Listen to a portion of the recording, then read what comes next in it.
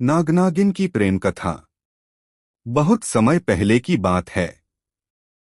एक गांव के पास घना जंगल था। उस जंगल में एक प्राचीन पेड़ के नीचे एक गहरी दरी गुफा थी। उस दरी में एक नाग और नागिन रहते थे। दोनों एक दूसरे से गहरा प्रेम करते थे और उस गुफा की रक्षा करते थे।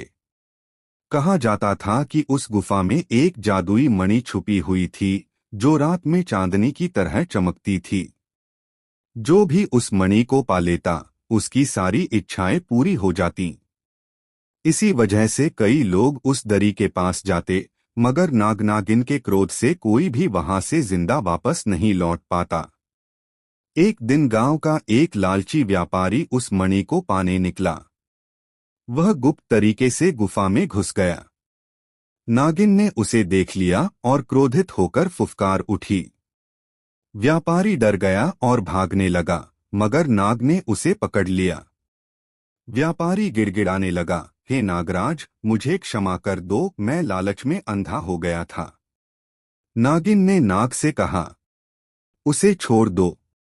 अगर यह वापस जाकर गांव वालों को बता देगा तो कोई और यहां आने की हिम्मत नहीं करेगा।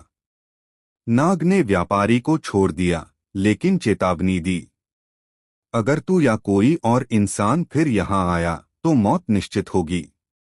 व्यापारी ने गांव जाकर सबको नागनागिन की शक्ति और उनके प्रेम की कथा सुनाई। इसके बाद किसी ने भी उस दरी की ओर जाने की हिम्मत नहीं की। कहते हैं आज भी अमावस्या की रात में उस गुफा से हल्की रोशनी निकलती है और नागनागिन अपने प्रेम में लिपटे नजर आते हैं, उस जादुई मणि की रक्षा करते हुए।